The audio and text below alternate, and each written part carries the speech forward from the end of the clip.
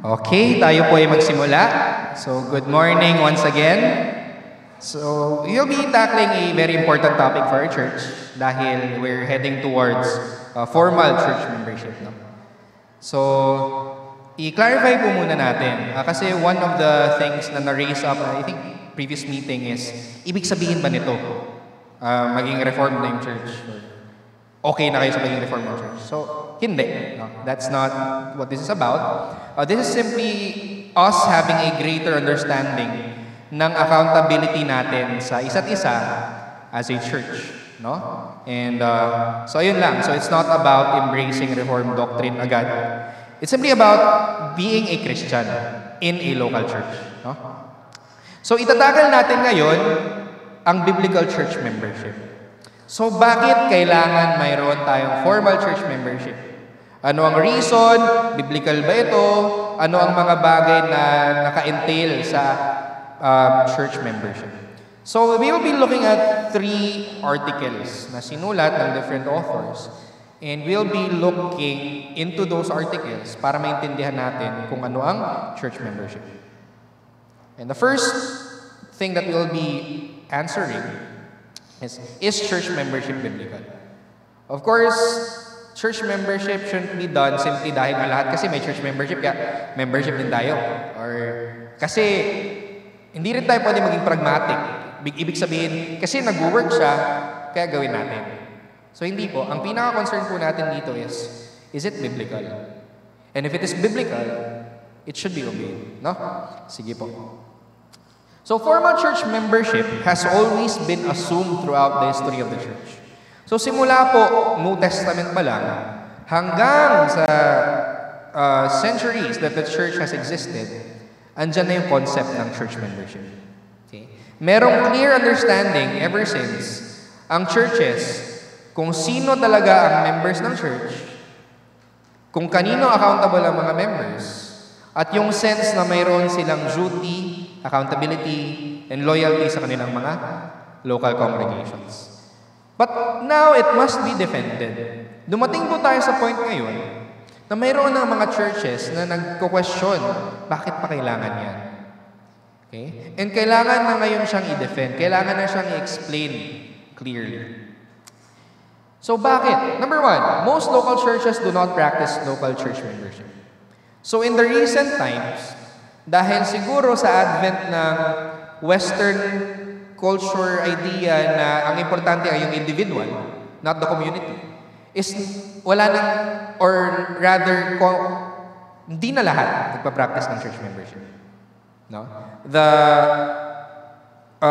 current ethos is now Christian life is lived as individual at hindi as a community. Kaya nawala ang church membership. And then number 2, people demand explicit verses that teach local church membership. Dapat makita namin word for word sa Biblia na nakasulat, thou shalt have church membership. So parang ganun. And of course, we won't see anything like that.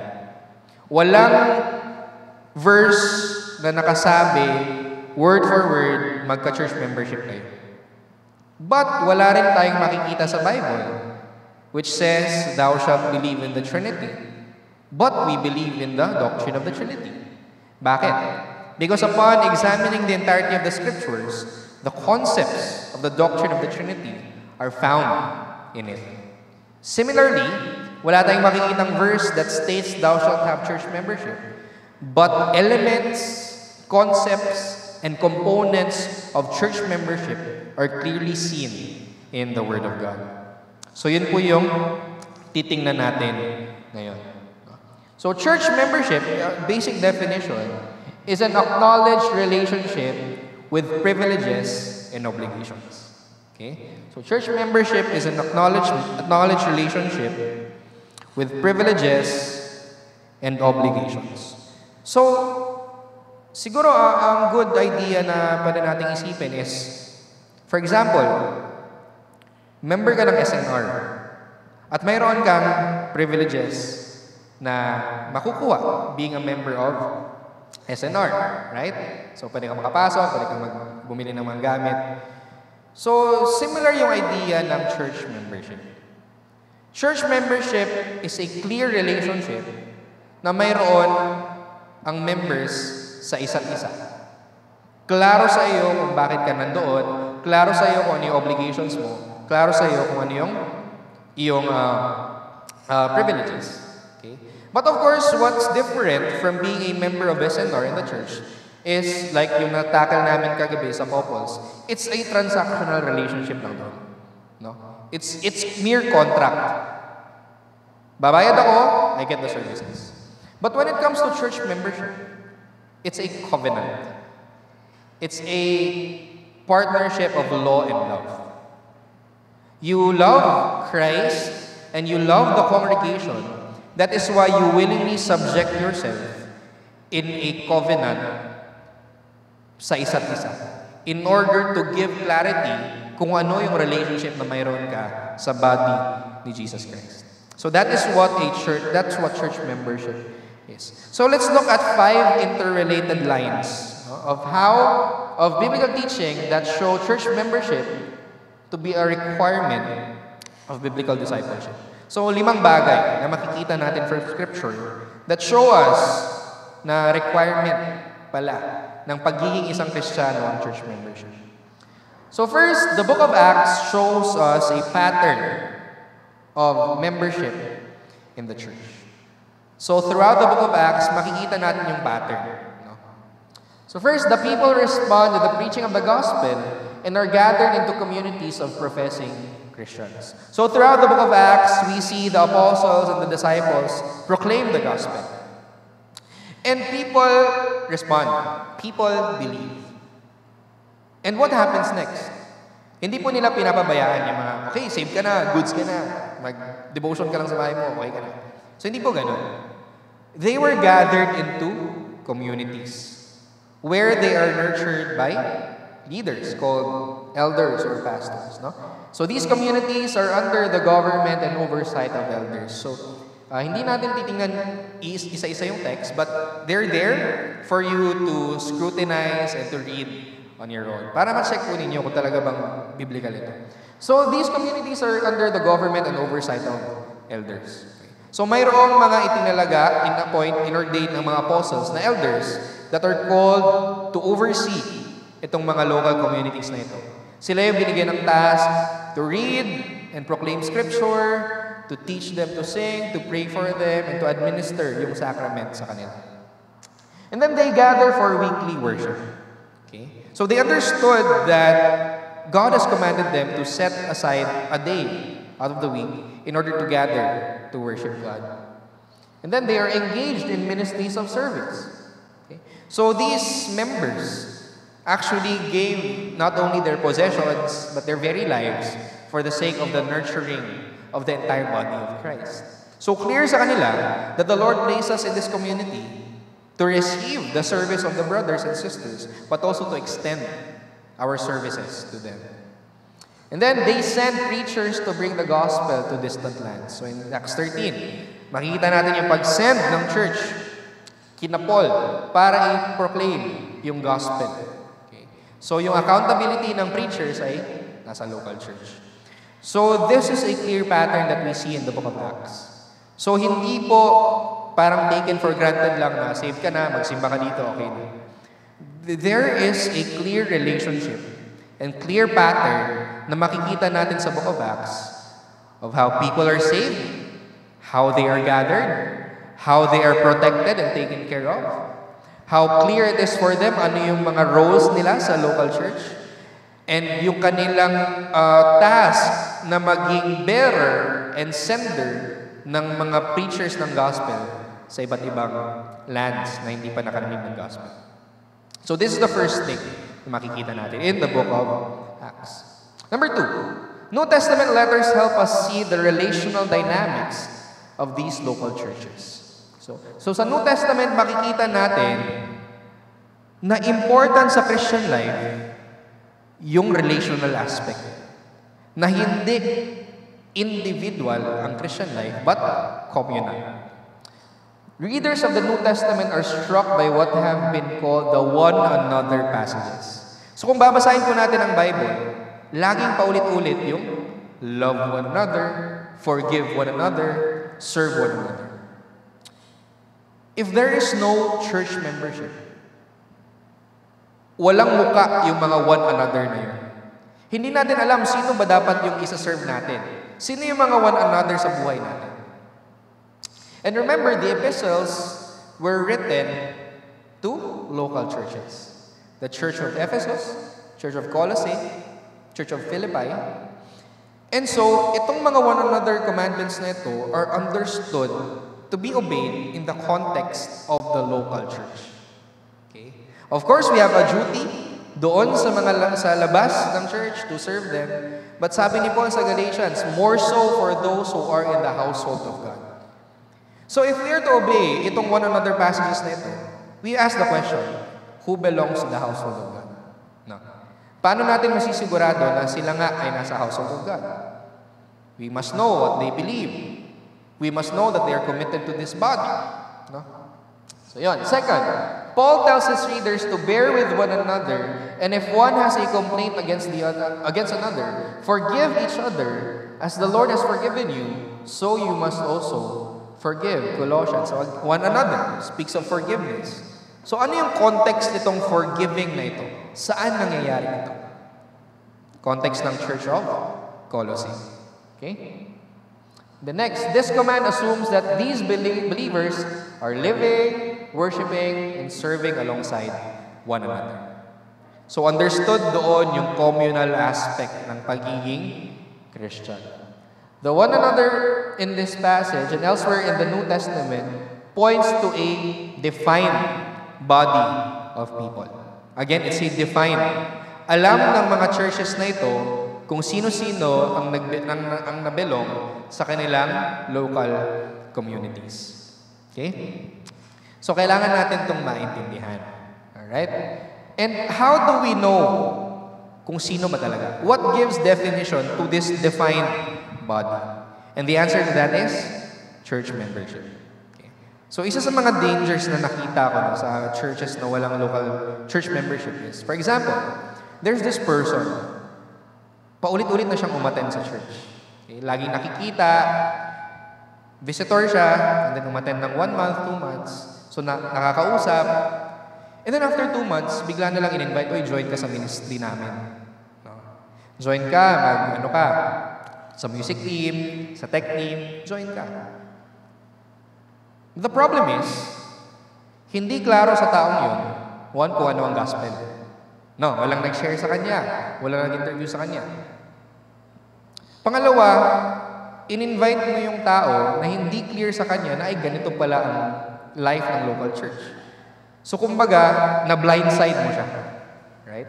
The person is blindsided by not knowing what the obligations of a church member are and what the privileges to them are. So pangalawa, isa pang danger, no? Walang sense of accountability ang pastors kung sino talaga yung dapat nilang i-serve. Okay? Kasi hindi nila alam sino ba talaga yung gustong mabisita, sino yung gustong magpa-oversee. And in cases of sin, for example, unrepentant sin, hindi alam ng pastor paano i-approach yun kasi walang church membership. Pwede ko ba siyang disiplinahin? So pag pumunta doon for discipline, sasabihin ng tao, hindi naman ako member. Wala naman ako membership daw na tinig. Okay. So walang face. Walang face yung defined body na yun. So dapat mayroong definition. Then third, the worship of the church, particularly the sacrament of the Lord's Supper, testifies to the requirement of church membership. Okay? So sabi sa 1 Corinthians 11:27, one must not partake in an unworthy manner. One must first examine himself, and so eat of the bread and drink of the cup. The person who eats and drinks without discerning the body of Christ. So sino yung body na yun? Yun yung question. Eats and drinks judgment on himself. So understood, but yung word na discerning of the body, it's understood doon na ang mga magpapartake ng communion ay yung mga tao na naintindihan kung ano yung gospel, of course, baptized, assume dito, and committed to that particular body.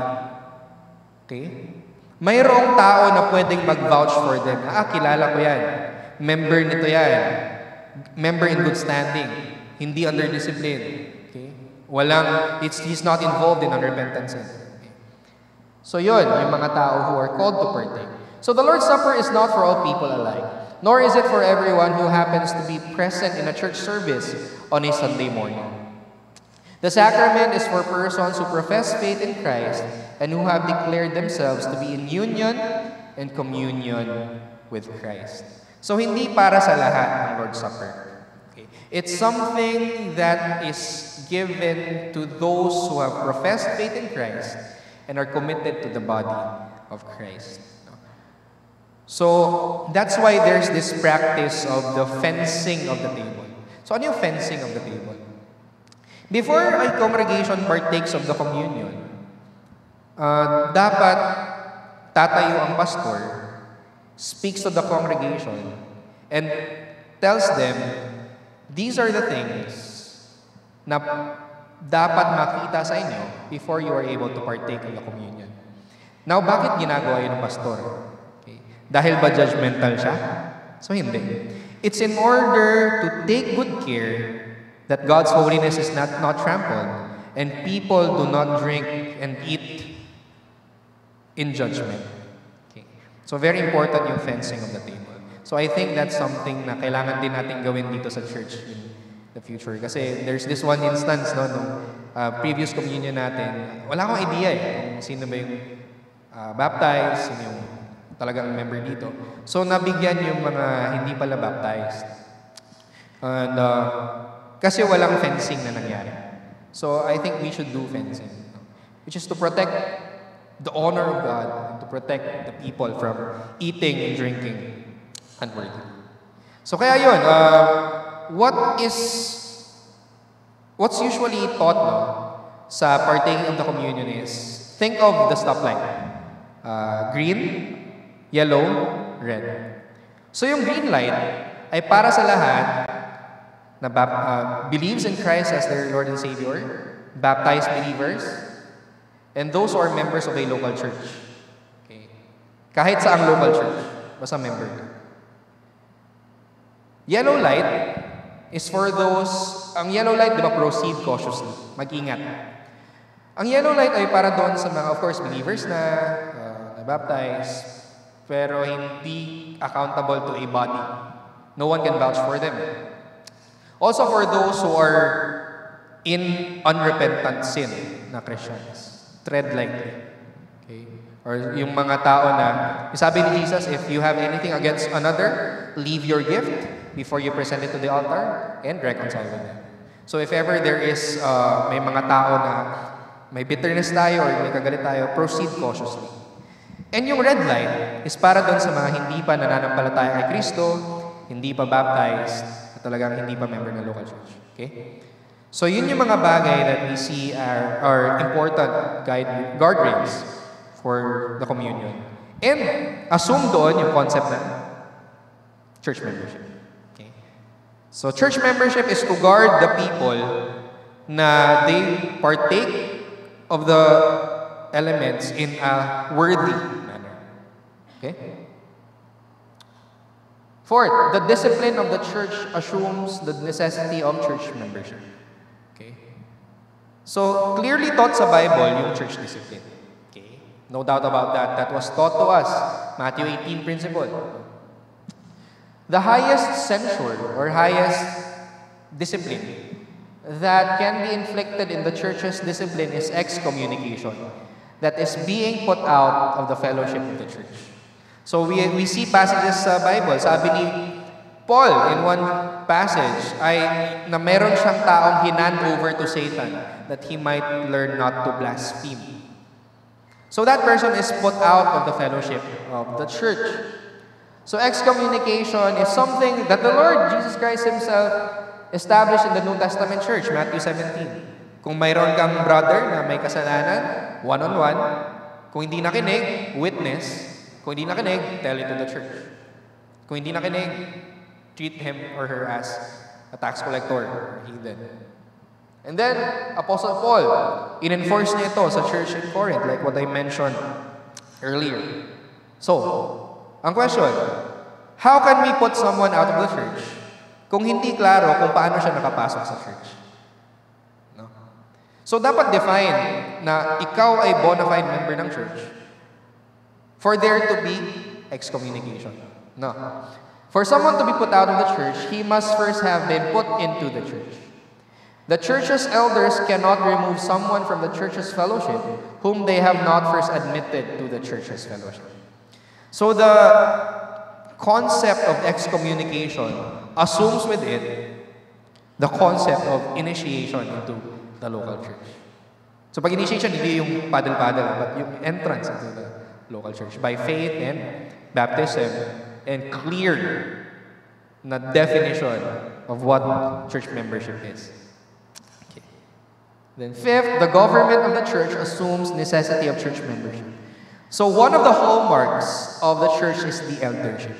So looking at the Bible, ang talagang inatasan ng Panginoon na mamuno sa local church is yung elder.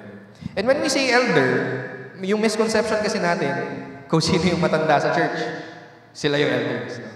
But eldership is actually an ordained office. So hindi, of course, age is also something that we look at. But more so, it's the qualifications that we find in Titus chapter 1 and 1 Timothy 2. No? So yun yung mga elders. Elders are leaders who govern and shepherd the flock of God. And Christ assigns particular sheep to particular shepherds. Kaya sabi sa Hebrews 13, obey your leaders and submit to them, for they are keeping watch over your souls as those who will give an account, who have to give an account. So yung mga elders, accountable kay Lord for a certain flock. Now, paano malalaman ng elder kung sino yung flock na in-entrust sa kanya ni Lord kung walang clear definition of church membership? Okay. So, we have to understand na kung ang taong yan ayaw maging member, edi hindi ako accountable for the person. I have the duty to evangelize them, to encourage them to join the church, pero only those who really definitively want to be under the local church, sa kanila ako accountable. Okay? And then respect those who labor among you and are over you in the Lord and admonish you. So there is this concept na dapat yung mga members ay mayroong pag-respect sa ministry ng kanilang mga pastor. And specific ito. Specific ito para doon sa mga elders na nagme-minister in their midst. Okay? So these commands assume an existing formal relationship between particular elders and particular Christian believers. And for such a relationship to exist, church membership must first exist. So klaro sa akin as a pastor, so yung terms na, by the way, sa Bible, yung terms na pastor, elder, bishop, they are three names for the singular office. Pare-parehas. So a pastor is also an elder, also an overseer or a bishop. Okay? So this assumes na mayroong formal relationship. Klaro sa akin na gusto nyong magpa-under dito sa local church na ito. Klaro sa akin na ibubuhos ko ang buhay ko sa inyo. And klaro din sa inyo that you have a duty to love the members of this local church and to be under the teaching, preaching, and discipline of this particular congregation at hindi sa ibang congregation. Okay? So ayun, these are the things that we see in Scripture. Later, we will have a Q&A. And I really encourage na magtanong po tayo. Kasi even ako personally, there might be concepts or things na nakakalimutan kong sabihin. And if you ask questions, doon ko naisip, ay, kailangan ko palang i-clarify. Or baka may na-misunderstand tayo. So let's ask questions. Sabi ng Right Med, huwag mahiyang magtanong. So Christ has His disciples mature not in isolation, but in the formal bonds of relationship with fellow believers. So hindi po tayo niligtas ng Panginoon para mag-grow ng mag-isa. Ang sheep po kailangan po yan ng fold at kailangan ng shepherd. We grow and serve alongside our fellow believers in the bonds of Christian love, commitment, and affection. Seen in that light, church membership is not only a command of Christ, it is a mark of the compassion and care of Christ for His people. So through defined church membership, pinapakita po ng Panginoong Yesus ang kanyang care para sa atin individually. Kaya niya tayo inilagay sa isang fold. Okay? So kung wala pong formal church membership, parang floating souls lang ang mga umaattend ng church. Hindi po klaro yung love ni Christ para sa kanila through the ministry of the church. But through church membership, nagiging konkreto yung pagmamahal ng Panginoong Yesus. No? Sinasabi niya sa atin, mahal kita, ilalagay kita sa isang lokal na community kung saan mararanasan mo ang pagmamahal ng ibang pang believers and you will sit under the teaching, protection, and discipline of someone who was called by God to shepherd the flock. So, ganun po. Right. So, second, why should I belong to the local church and take membership vows? So, bakit ba importante ito? Bakit kailangan kong magpasakop sa isang lokal na iglesia at mag-vow, mag-promise na ako ay magiging membro ng local church? So many professing Christians believe that since trusting Jesus is a personal decision, then faith is ultimately private. So yung iniisip kasi natin, syempre, salvation is a personal thing. No? We have to place our faith in the Lord Jesus Christ personally. But that does not follow na ang Christian life is something that is lived out in private. Bakit? Throughout the Bible, ang emphasis po ng buhay Kristiyano is community. Community. God deals with the people of Israel. Kung mayroon man siyang individuals na dinidil, it is in the context of their membership in the congregation of Israel. At ganoon din po sa New Testament. It's the primacy of the church as yung community wherein God dwells and deals with. So for them, your personal walk or quiet time is more important than membership in a local church and attending Lord's Day worship. So again, yung Western idea ng individualism, nakapasok sa local church. Kaya ang mas importante ngayon, as long as mayroon akong quiet time, as long as mayroon akong personal walk, okay lang na hindi ako maging member ng church, okay lang na hindi ako umattend ng church. Of course, there are exemptions if you have health issues or yung tinatawag na works of necessity and mercy na talagang hindi pwedeng hindi magawa on this day, like nasa medical field ka or electricity, water. So these are things necessary in order for life to continue. Law enforcement. So, understandable. But that does not negate the reality that the Christian life is ought to be lived in the context of a community. And yung concept ng community must be defined by church membership. So the scriptures make clear that Christians are members of Christ's body, the church. The very image of a body indicates that believers were never meant to live the Christian life by ourselves. Once we are united to Christ by faith alone, we are joined to His body, the church. The two are inseparable. The fact that you are saved by Christ as an individual is joined to the reality that He has also baptized you by His Spirit into the body of Jesus Christ. Okay. St. Augustine once said, "You cannot have God as your father without the church as your mother." So, hindi literal yun. It's a figurative way of speaking.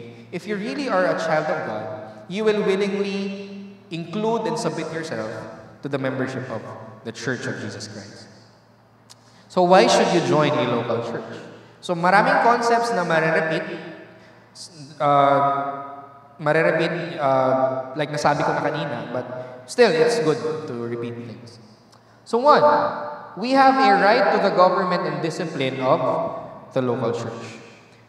Okay? So, importante na mag-join ng isang local church because we have a right to the government and discipline of the church. So, a basic biblical principle is the right of the people of God to elect their leaders to represent them. Okay? Makita natin yan sa Acts 15, 1-3, 1 Timothy 3, 1-13. Okay? So, how can you elect your leaders kung hindi clear sa'yo kung saang body ka na belong? Hindi naman pwedeng, halimbawa, nasa isang local church ka, bigla ka na lang magno-nominate at boboto. Hindi mo naman kilala yung mga, mga people doon. So this assumes that you are in a community kung saan magkakakilala kayong lahat at committed kayo sa isa't isa. So the beauty and harmony of God's design in church government are evident. The elect qualified men to shepherd us, and we submit ourselves to them. And the local church is the only place where this happens in a God-ordained fashion. And then yung discipline din, no? So the church has the right to be disciplined. And when we say discipline, there is a positive and negative aspect. Positive discipline is yung ito, I'm teaching you. Okay, teaching you the word, preaching the word to you. That's positive discipline, teaching you. Negative church discipline is if you do something wrong, andun ang elders to help you. Not to punish you, not to judge you, but to journey with you and to help you deal with those sins in your life. Okay? And non-members do not enjoy this kind of shepherding care. Of course, non-members will still receive the ministry of the church and the pastors, but not to the level of accountability and intimacy na mararanasan ng mga members talaga ng isang local church. No. Right. So again, we have the privilege of receiving the sacrament. So ganun din. Ibabaptize yung mga tao na talagang naintindihan yung faith, committed to it. And then they receive the Holy Communion as well. Kasi klaro sa kanila, na-discern nila yung body ni Christ. And then we are called to place ourselves under the authority of a local governing body and obligating ourselves to serve in a local church. So tinuturo ng Bible na kailangan nating magpasubmit sa authority ng elders. So paano yun? Kung paano mangyayari yun kung walang defined church membership? And then we are also obligated, not only encouraged, but actually commanded to serve in a local church. So again, dapat mabigyan natin ng muka kung sino yung mga one another na kailangan nating pagsilbihan. And the answer to that is church membership. Define church membership. Now, why should you take membership vows? Bakit ito necessary? To be committed to a particular congregation. At hindi ka yung ligaw na kaluluwa lang na pabisita-bisita sa kung ano-ano mang local congregations. Number one, God relates to us by way of covenant. Covenant. Covenant of works and covenant of grace. We saw that in our prayer meetings and even in our Bible studies. So covenant yung way ni God ng pag-relate sa atin. Wherein He promises us that He will bless us and we will be His people. And we too are given the privilege to walk with Him in faith and obedience.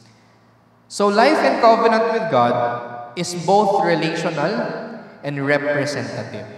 Okay? Relational and representative. We are brought into a right relationship with God through faith alone in the federal head, vertical. So yung Christian life, mayroong vertical aspect. I am right with God through Christ. And from there, God calls us to live out our new identity in Jesus, our representative federal head, corporately. Kung maayos po ang relationship natin covenantally, vertically, ang daming lead, then horizontally din, we will not only submit, but we will desire to be involved in the life of a particular local congregation. Okay?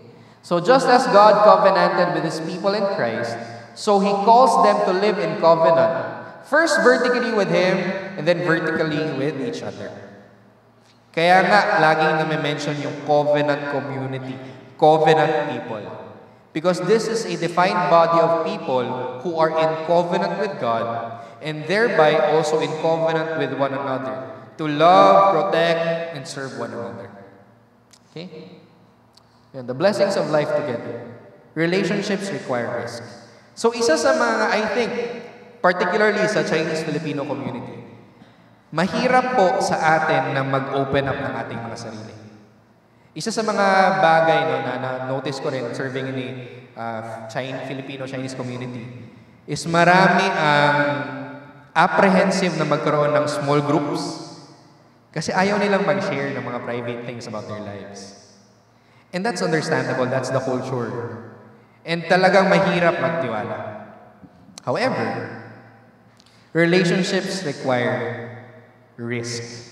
Kailangan po talaga nating i-risk to be vulnerable, to be open. Pero nandun din po yung duty ng church na dapat maging trustworthy tayo. Dapat mapagkatiwalaan tayo ng mga sikreto natin, mapagkatiwalaan tayo na talaga mag-journey tayo together in order to encourage one another to grow in Christ, help one another, bear one another's burdens, to admonish one another if they're living in sin. Relationships require risk. Kung i-embrace natin ang formal church membership, we must understand that we are covenanting not only to God, but to one another, that we are all in this together. Magtutulungan tayo. And that involves risk. We can be hurt. When we have formal church membership, it doesn't promise that everything will be perfect and everything will go well. I will sin against you. You will sin against me. We will sin against one another. But what helps us journey through those sins is yung solid identity natin na membro tayo ng local church na ito, and we are accountable and connected to one another. Relationships require risk. Sabi ni C.S. Lewis, one of my favorite quotes from him, to love at all is to be vulnerable. So applicable sa church life, applicable din sa romantic life. To love at all is to be vulnerable. Love anything and your heart will be wrong. Parang piniga and possibly broken. If you want to make sure of keeping it intact, you must give it to no one. Not even an animal. Wrap it carefully around with hobbies and little luxuries. Avoid all entanglements. Lock it up safe in the casket or coffin of your selfishness. But in that casket, safe, dark, motionless, airless, it will change. It will not be broken. It will become unbreakable, impenetrable, irredeemable. To love is to be vulnerable. So kung talagang gusto nating i-live out yung love one another in Scripture, we must risk being vulnerable and open. Kung i-shelter po natin ang ating mga sarili, ayoko niyan, ayoko maging open, ang mangyayari po sa atin, ma-harden yung heart natin. No longer able to feel love from God and others, and no longer able to extend love to one another. And that will make loving one another very difficult, at best, impossible at worst. So, relationships require risk. Love means we should be ready to be vulnerable. Open. Open sa ating mga struggles and sin issues para tayo ay matulungan, and open to hear from our brothers and sisters who have problems para ma-provide natin yung grace na kailangan nila in order to journey through this very difficult, very broken world. So, committing to a local church forces us to love others who are not like us. Ito yung pinakamahirap. We have a tendency to flock towards those na parehas yung interests, parehas yung ugali. This is especially true in multi-ethnic, multi-racial churches. But every church is going to have people who are different or people who irritate you. Hindi po maiwasan. And you and I will irritate others too. So mayroon po talaga mga tao sa church na talagang nakakainis, nakakairita. Pero kailangan nating maintindihan na mayroon din naman mga tao na naiirita din sa atin. Okay? Hindi maiwasan yan. And that's the point. God uses difficult people, hindi like them, but like us. Tayo po yung difficult people, to bring about change in our lives. Being a member of a local church is a sanctifying work. Matetest yung character natin. Madaling sundin ng Panginoon kapag lovable yung mga tao. Pero matetest yung ating commitment to God and His church kapag mahirap mahalin ang mga tao. And that is part of being a member of a local church. Then belonging to a local church gives us a foretaste of heaven. I will be preaching on this text sa susunod, Hebrews 12, which is a very, very glorious text. So every time we worship at our local church, we enter the always gathered assembly of heaven. So na-mention doon that we come to heavenly Jerusalem, we come to Mount Zion, together with the angels every time we worship. So the church is a foretaste of heaven. The local church may seem unspectacular and spectacularly difficult, but church membership on earth is a mark that our true citizenship is in heaven. So dito po natin nararanasan yung foretaste ng langit. Believers gathering together to worship the one true God, and God coming down to us in spirit and in truth. Then Jesus loves the local church. Sabi sa Ephesians 5, Christ loves the church and gave Himself for her. Alright? So He has the church in mind. And the church is comprised of various local congregations gathering together. He gave His life for the people who gathered there. He is interceding for them right now. And the call to church membership is therefore simply the call to love those whom our Lord loves. Okay? Concrete yung mga tao na minamahal ng Panginoong Yesus. At ang calling ni Lord sa atin is mahalin ang mga taong yun. And nagkakaroon ng mukha, ng katawan, ng definition, itong community na ito na mamahalin natin at isa-serve natin through church membership. Okay? And then last, getting involved in the local church. Okay? So let's look at ano yung mga bagay na makikita natin sa involvement sa local church. So ang question is, genuine lifelong Christian fellowship a relic of a bygone era? So pang past lang ba yun, yung ganong klaseng closely knit community? Should we settle for a brief Sunday morning appearance before returning to our normal lives? Okay? So, ritual na lang ba sa atin yung pag-attend ng local church, and then after this, balik na sa ordinary life? Should virtual fellowship take the place of flesh and blood communion? So, masasanay na lang ba tayo sa virtual fellowship? The answer to these questions is no. So, very clear, Hebrews 10:24 to 25, and let us consider how to stir up one another, again, one another, to love and good works, not neglecting to meet together. Clear teaching that there should always be a gathering of particular people who are committed to one another, as is the habit of some, but encouraging one another, and all the more as you see the day drawing near. So let's chop this verse up. Tingnan natin phrase by phrase kung anong ibig sabihin nito. So first, sabi, let us consider how to stir up one another to love and good works. So the command involves giving careful, deliberate thought to how we might best serve God's people, making the best use of the time and gifts we have according to the measure of Christ's gifting. Consider how. Pag-isipan ng mabuti. Ano ba yung mga gifts na mayroon ako?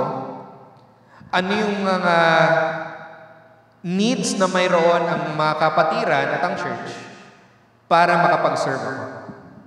So, paano po natin maki-carefully consider yung gifts natin and yung needs na kailangan ma-meet kung wala tayo sa isang defined body of community kung saan kilala natin ang bawat isa? Kilala natin yung weakness ng bawat, alam natin yung weakness ng bawat isa, alam natin yung strengths ng bawat isa. So, this assumes church membership to carefully consider how to serve. The next, let us stir up one another to love and good works. So true Christian love welcomes the burdens of those in the church who are weak and afflicted, depressed and burdened, and seeks to do good to them. Okay? So we stir up, encourage one another to love and good works.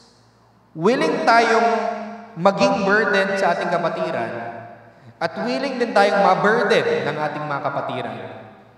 Because that is what true Christian love is. And sino yung mga kapatiran ngayon na pwede nating tawagin kung meron tayong burden? Sino yung mga kapatiran natin who we are very much willing to extend our help? Of course, we must be willing to do that to everyone. But again, more so, Paul says, to those who belong to the household of faith. The next, not neglecting to meet together. Not neglecting to meet together. In Hebrews' exhortation to not forsake assembling together, primacy is given, no doubt, to Sabbath day corporate worship, though other fellowship events are welcome supplements. It's hard to feel uninvolved at church if you're always there. It's hard to feel uninvolved if you're always there. So yung necessity ng pag-gather together and to support the ministry and worship of the church in any capacity that you can. Okay? So, saang local church ka mag-involve kung hindi klaro yung church membership? Okay. Then, but encouraging one another So the parishioner or the churchgoer who focuses on how to encourage others rather than focusing merely on how to be encouraged by others will naturally be a vital member in that local body. So our desire must always be, I want to encourage someone. Even though I am in pain, I am grieving, I will be that wounded healer. I can encourage them in a way that probably others cannot because I know what it is to be low and brought up by Christ. Okay? So ang mentality natin is, how can I serve? How can I encourage? And if you're that kind of person, and if everyone is that kind of person, we all want to encourage one another, think of how beautiful our local church would be. The next, all the more as you see the day drawing near. So this is an encouragement to Christians to keep the end in sight. Hebrews draws on eschatology to stimulate the church to fulfill its fellowship duties. We are looking forward to the coming of Christ, where He gathers His people, where we dwell with Him forever as a community.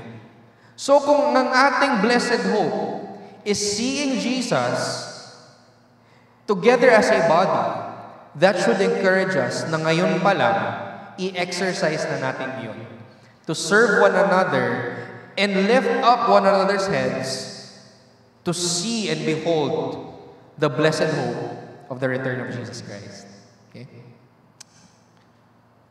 So, up, yeah. Ay, wala na pala. Tapos na pala. Ayun, so our session ends here. So I hope you were given a biblical picture of what church membership is. At hindi lang siya theoretical, but abundantly practical. No? So for now, if you have questions, please feel free to raise them, ask questions. Kung mayroon kayong mga questions about the particular application of church membership sa ating church, please feel free to do so. We will journey with this together. Sige po, the floor is open for questions.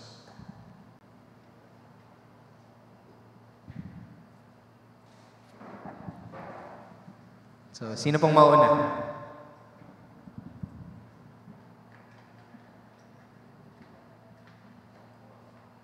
Si Tita Son, nakahanda na. Mayroong ano.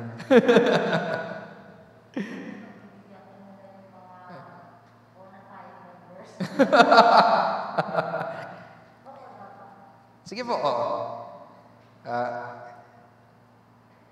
I think, opo, yung mga talagang bona fide members po dito, I think kayo po yung dapat magtanong kasi you have been here way long before I arrived. So this is an important step na tinitake natin. So I think you should also, all the more na meron kayong questions about this. Sige po, please feel free to ask questions.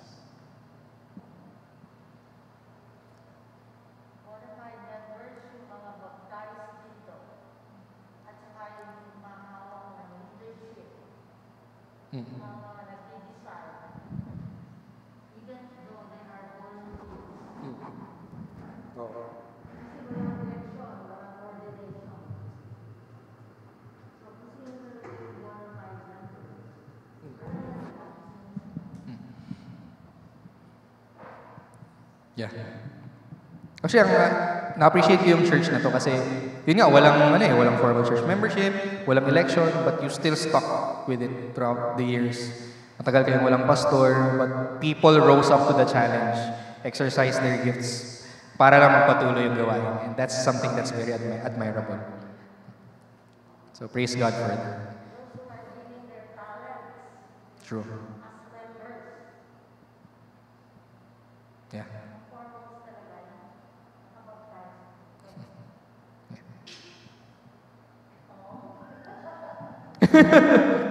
Pero anyone can raise questions. Okay lang. Sige.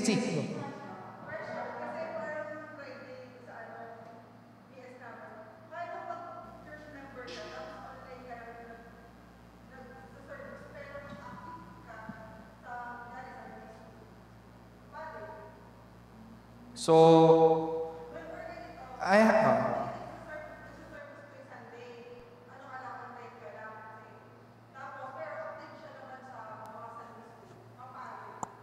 Good question. I have to ask, bakit online? That's one thing to consider. Bakit online? If you have the capacity to set aside other things in order to worship God physically, bakit ka mag-online?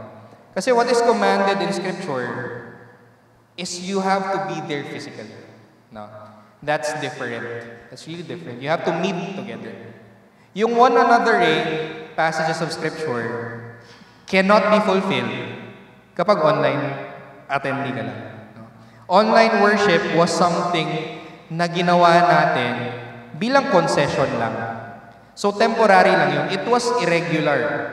Hindi yun biblical worship. It was irregular. Pero kailangan natin gawin kasi nagkaroon tayo ng pandemic. No? That was for health reasons. Pero hindi dapat tayo manatili sa ganong makontento lang doon. So for a bona fide church member, okay, nag-vow, and yet contento sa online worship service, I think that warrants na dapat i-encourage siya ng elders at ng members na dapat umattend ka physically. Because that is irregular. You don't get the fellowship of the communion of saints by simply attending online. Okay? So, yeah, it's irregular. And if in cases na talagang clear na for you na this is irregular pero patuloy ka pa rin, that is already sinning against the body. And kailangan na i-address. Yeah. So, dapat talaga mag-meet together physically. So, one of the things na kaakibat ng church membership is you're taking a vow that you will attend Lord's Day worship. Kung hindi ka man maka-attend dahil nasa ibang lugar ka, you will vow to attend a local congregation wherever you are. Okay. And so, priority mo na iset aside ang lahat ng bagay for the sake of Lord's Day worship. Except for cases of health, works of necessity, and works of mercy. So, siguro later on, we will be discussing those. Kung ano ba yung mga bagay na yun. Yeah. Tumutugtog siya mag-isa. Takot. Sige. Pastor, for example, you mentioned na dapat physically, or for example, mayroon sa atin nagkaroon ng work, na-hire siya, pero that person has to relocate. Di ba sabi mo, it's better for that person to be part of another church there. So, hindi pwede kapag nag-relocate na ipagpilitan niya na dito pa rin siya sa church natin. Okay. Na, mag-a-attend lang ako ng mga online ni BFEC kasi gusto ko, kay BFEC pa rin ako member kahit nag-relocate ako. For example, 2 years lang naman tong assignment kong to Gusto ko kay BFEC pa rin ako. So, hindi pwede. Dapat during those 2 years, merong local church siya na physically siya mabelong. Tama ba? Yes. So, for example, temporary yung relocation na yun. That person must seek to have a local physical community. Pwede niyang i-retain yung kanyang membership. Pwede niyang i-request na maging affiliate member siya ng church doon. That's something na pwede niyong gawin. Para mayroong elders na nakabantay sa'yo, parang bakit yung term na bantay? Kasi hindi naman negative dapat. Na nag-aalaga sa'yo doon. Okay? So, for example, if there's a member here na magre-relocate, pwede akong kontakin, and then I could recommend a local church there kung may kilala ako. Then siya magko-contact din sa akin para mayroong partnership. Okay. Pastor, sorry, follow up. So, paano kung walang church doon near that person na talagang same Christian doctrine natin? Okay, good question. As long as that church believes the gospel, yung evangelical, gospel, Trinity, inerrancy of Scripture, return of Christ, salvation by faith alone, we still have to attend a local church. So kahit na hindi siya same ng church natin, pero yun lang talaga yung church na available. Of course, duty din natin na maghanap talaga ng kung saan tayo align. Kahit 1 hour drive yan, hindi ma-sacrifice. Pero kung wala talaga in the vicinity, any gospel-believing local church will do. Kasi kapatid pa rin naman natin sila sa Panginoon. So, ayun.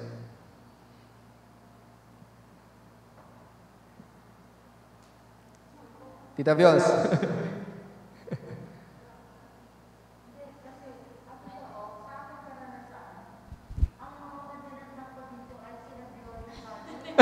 Ayun, magpapasa pala. Ang ibig sabihin, ang mga dinatnang ko dito ay sina Violi, Kadi, yung tatlo. Nawala na sina Doray, si Remy. si Vicky. Mm. Pero ang contemporary nila, talagang Oo. sila. Mm. Tapos, later, ang immediate na sumunod, itong sila Vicky. Mm. Yun ang ibig kong sabihin. Oo. Kaya, hindi ko maintindihan kung bakit hindi ang kanilang leadership o kanilang membership ay hindi masyadong kita. Hindi masyadong kita. Kaya, nung bumalik ako dito, biglang sinabi sa akin nila, "Oy, binigay ko na ang leadership dun sa mga kabataan." Mm. Ibig nila sabihin, pinasa na daw nila doon. Oo. Kina Opo. Melody, Oo. kina IG. Mm. So, ganun ang nakita ko dito. Pero understandable naman po kasi siya. Kasi for many years, wala pong walang nag-pastor dito eh. So, the church had to do with whatever resources na andyan.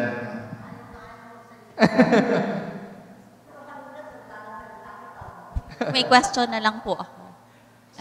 Being a member for, hindi ko na alam ilang taon na. But anyway, ang understanding ko po kasi dito, this is not a question actually, more on reflection. Ang understanding ko po kasi dito sa ating church, sa BFEC, na once we are baptized in this church, actually, ang nagbabaptize sa atin kung sinong available na reverend or pastor from other churches because we do not have a resident pastor for the longest time.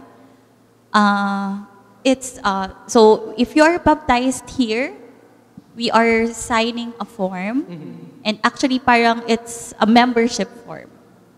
So parang if you are baptized under this church, you are automatically a member. Because I've heard for other churches, hindi siya ganon. Like if you get baptized in this church, hindi automatic member ka na. So parang membership is separate.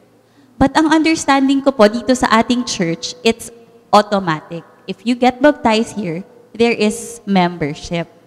But over the years that I've been a member of this church, we have seen brothers and sisters who are baptized in this church, but they just come and go. Parang kumbaga, hindi intact or hindi, parang to simplify, parang we're not taking the membership that seriously. That if a member goes or for whatever reason or attends another church, parang everyone's free. Parang we're free. If you want to stay, you stay. If you want to go, you go. Pero there's no parang accountability na, ay, ano nang nangyari dito sa bakit siya lumipat or bakit siya umalis or bakit hindi na siya nag-church. So, for me lang, siguro po, this is again not a question, but personally, my personal conviction, I'm very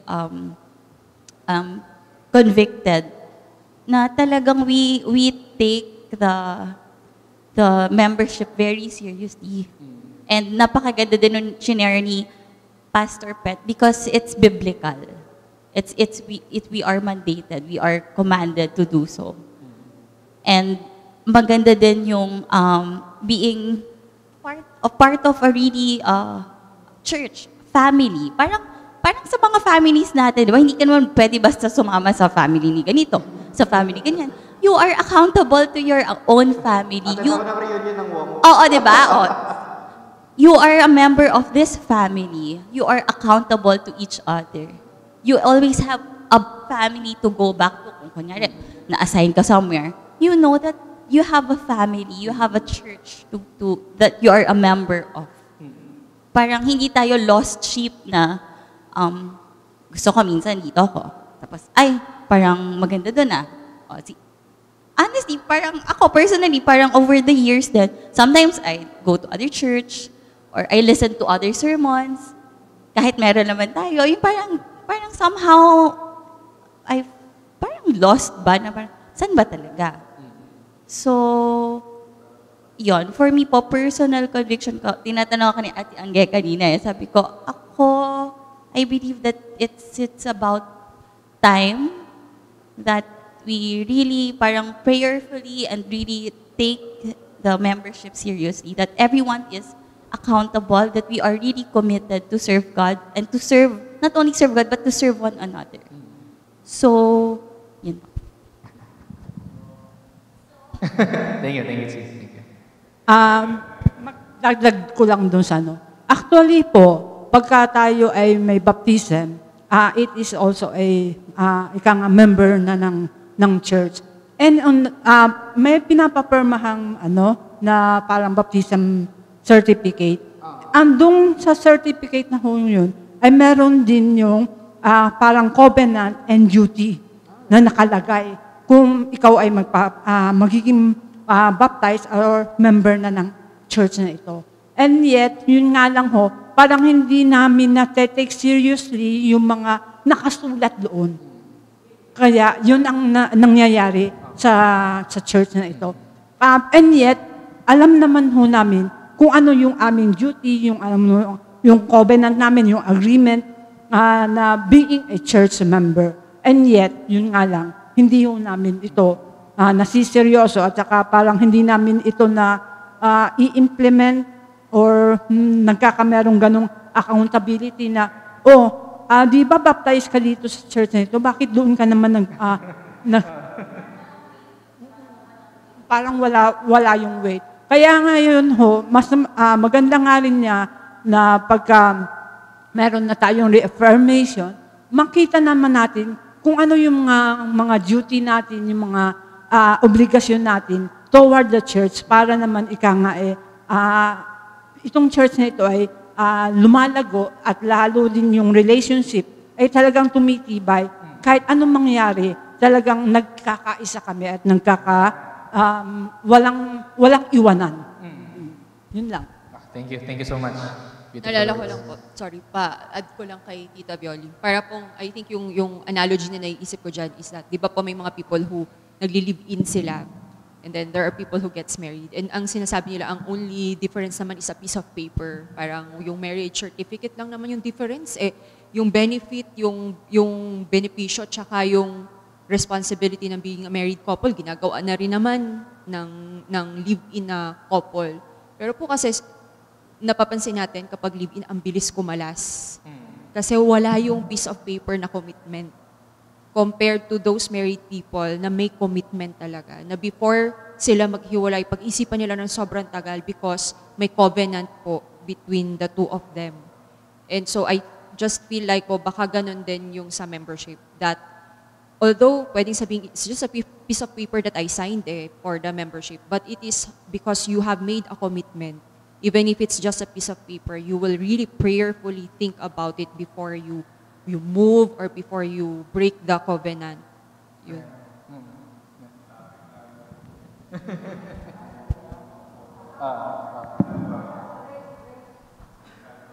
Pastor, paano yung ayaw, kunyari, example, gusto maging member ng church, pero ayaw mag-go through ng mga catechism or mga membership, tapos magpapabaptize sa ibang church. Kunyari, meron kasi ibang church, di ba, na mas madaling mapabaptize, may ibang church na sobrang higpit na kailangan mong go through a lot of things na catechism. Talagang pag i-focus ka nila na naniniwala ka pa naman ba kay God, ganyan. Pero di ba sa ibang churches kasi, may mas madaling way na, basta that day, maniwala ka lang sa ibabaptize kita. Paano yun? Yung, kunyari, may member na ayaw kasi, gusto ko dito mag-church. Kaso nga lang, ayaw ko mag-go through ng mga catechism, ng mga classes na ganyan. Pero gusto ko, magpapabaptize ako sa iba, pero dito ko a-attend. Paano yun? Good question.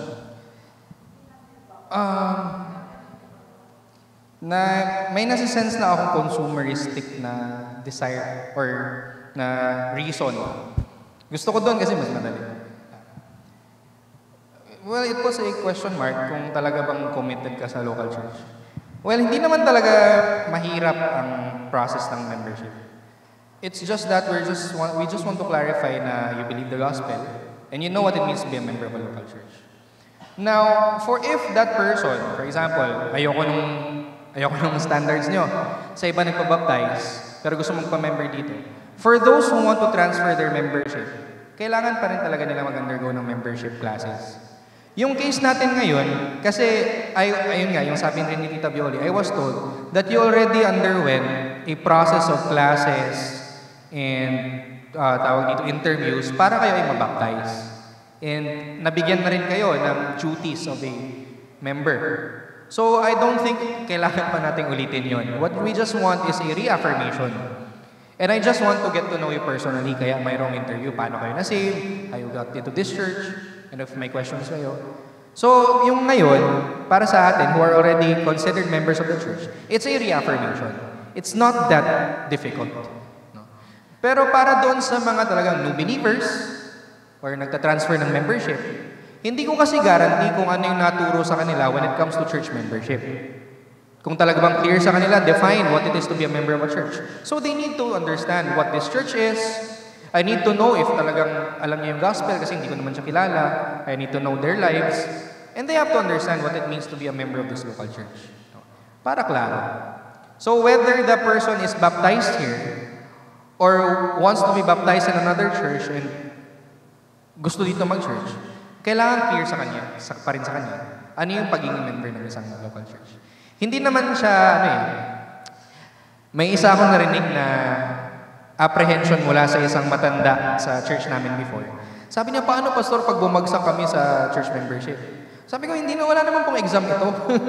Hindi naman to like mayroong test, essay. Kung 75 ka lang, hindi ka maging member. Hindi naman gano'n. No? It's more of simply clarifying if you really believe the gospel and you're willing to undertake yung responsibilities ng isang church member. Sabi nga nung quote, the highest requirement for church membership is simply faith in the Lord Jesus Christ. If you have faith in the Lord Jesus Christ, we will readily admit you into the membership. We just want to clarify to you ano yung kaakibat nun. Kasi kung ayaw mo pala, ayaw ka naming pilitin. No? You could attend. Everyone could freely attend the local church. Pero clear sa iyo na hindi ka member dito. And hindi ako accountable for you. I will serve you, I will minister to you, but not in the same degree doon sa mga talagang committed sa local church. So wala po tayong tinataboy, wala tayong tawag dito, bawal ka dito. Wala naman. So ayun, nasagot ko ba sa So para po doon sa mga, for example, member dito, pero hindi na po uma-attend. Then the thing is, hindi na po sila may include sa membership rolls. Pero, hindi po natin sinasarado ang door sa kanila. Anytime they want to, they could always reaffirm their church membership dito. And we could contact them kung talaga bang gusto pa nila or what. Hindi natin kino-close ang door. We're simply giving faces, no, and definition kung sino talaga ang willing na mag-commit sa BFEC. If in the long run they will join, gladly we would accept them. So we're not closing any doors. But for now, we have to define sino yung kasama, sino yung hindi. So yung mga hindi ready, hindi pa willing for now, then may exclude muna sila sa membership rules. Okay. Sa tingin ko, dapat ipaliwanag yung tungkol sa salitang covenanting. Ibig ko sabihin, kagaya ko, pumarito ako. Wala naman nag-interview sa akin. Basta isang araw, sinabi na lamang ng ilang member doon, total makapal ang mukha mo, ikaw ang magturo. Sabi ko, kababait nyo Oo, pero ganon. Ang ibig ko sabihin, I never made a vow. At saka kanina ako magbabaw, ibig ko sabihin, hindi B-O-W, V. No. Ibig ko sabihin, No. I take a vow. Yung parang, I made a commitment na, yung may binanggit siya na commitment Wala naman ako sinabing commitment. Kaya nga, ibig ko sabihin, kanina sinabi ko, gusto magkaroon yung tunay na membro. Kasi, malimit ang mga tunay na membro, ayaw magsalita for some reasons na hindi ko rin maintindihan. Mm-hmm. Pero, yun ang nakita ko naman sa akin, sa mga na-present mo dyan. Yes, so. Na I did not make a vow. Para baga ang nangyari sa akin, may long engagement ako and I never get married. Good analogy. Oo, parang may long engagement ako. Yun. Sasabihin ko rin po sana. Hindi ko sigurado. Dahil ako, ang totoo, gusto kong marinig ang lahat ng katuruan dahil akong inanggaling sa iba't ibang churches. So, kumbaga sa I pick up so many things from these churches. Ako nga, sabi ko nga sa'yo, 1689 ako eh. Paano ako magsasubmit kung magkameron ng yung ibang klaseng pananaw? Kaya nga, ibig ko sabihin yan, may hitch na naman doon. May problema na naman. So, ang ibig ko sabihin, but I am willing to make a vow. Kung naintindihan ko na, kung saan ako makikipag-covenant. Covenanting, ibig sabihin, covenanting with whom? Ay kagaya na sinabi mo, may personal relationship with God. So, iniisip ko, ganun lang. Parang at least I know. And I'm trying to mabuting standing with God through Jesus Christ. Pero hindi ko alam yung aking standing sa iba pang members. Kasi hindi ko na inaalam. Parang wala akong pakialam. Yun na lang. Pero at least now, Tita Son, na-present na po sa atin yung scriptural basis of church membership. So, ang encouragement ko lang po, Tita Son, you don't have to agree with everything that the local church teaches and believes. As long as klaro sa'yo na this is the church where you want to be, where you want to serve, where you want to be served, and you're willing to submit to it. For example, kapag ito yung teaching ng church, may personal view ka, okay lang po yun. As long as hindi ka magdi-disrupt ng unity. We could discuss it amicably, but hindi ka magugulo. Ganun lang naman yun. And I don't think you're that type of person. Kasi you're very gospel-centered ka eh. Ayun. So yun lang naman. And ang isa pang encouragement, wala po kasi talaga tayong makikita ang local church na perfect for us. Yung sabi kanina, there will always be something. But the challenge is, yun nga, to love the local church and the people in it.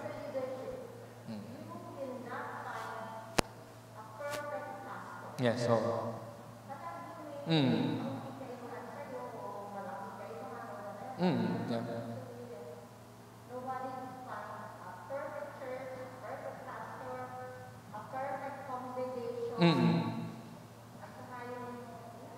Yeah. Yeah.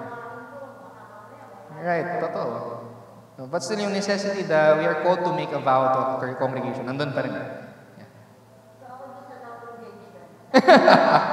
So I guess, Tita Son, now is the time na experience yung joy ng pagiging talagang committed to a local church. Yeah. Yeah.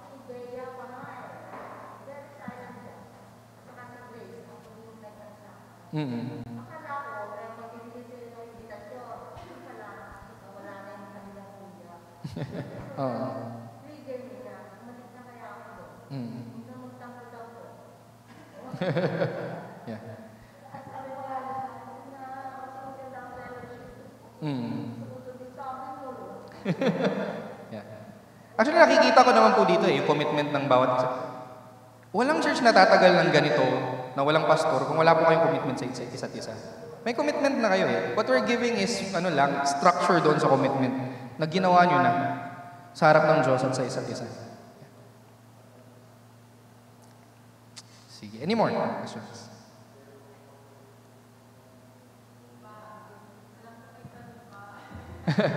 Di ba, Dr. Richard? Pwede na kumain. Hello. Hindi, ang sa akin lang, ever since this church na-establish, year 2000, like yung kanina sinasabi mo, some members, di ba, umalis na. Pero they never asked for a transfer or documents that, sino? Yun pala, meron pala isa in record na he asked for the whole family para ma-accept sila dun sa ano. Pero after that, wala na. Since yung topic natin ngayon is to brighten up everyone about the membership, no? And to refresh. Since wala kaming kinagisnan, dumating dito si Ate Son, sila Bioli, si Kadi. Actually, ang first batch na nabaptize, si Gigi eh. Sila yung first batch, I think, sa BFEC, tapos kami yata after so many years, no? So, since we are aware of what Pastor discussed kanina, siguro moving forward tayo, doon sa since I encourage everyone, each member na hindi pa nagsasubmit ng mga application para ma-interview na, takot sa interview. Tapos yung sinabi ni Pastor, walang bumabaksak dun sa tinanong ng elder kanina, huwag kayo matakot. So, siguro it's a good time for us, no, na magkaisa yung isang in one, then, and even yung mga aalis, yung mga lilipat, they will recognize the member is, the member from our church is good and well informed about the doctrines, di ba? So that's one thing na good for the church, no? It's a healthy church, no? So, yun nga, ang pamilya ko nagsubmit na, ewan ko yung mga iba kung nagsubmit na. Kung hindi nyo kaya magsulat, ako magsusulat para sa inyo, pirmahan nyo na lang. So, yun na nakikita ko, meron pala kaming record, no? Kasi kanina naisip ko, wala kaming inisyuhan ng transfer from this church. Meron pala sila Nelson. I don't know how. Sa UC Pasay. Si Aichin, we issued also? Maynard also? Aba, di ako pa lang din nakakaalam. Dami pala.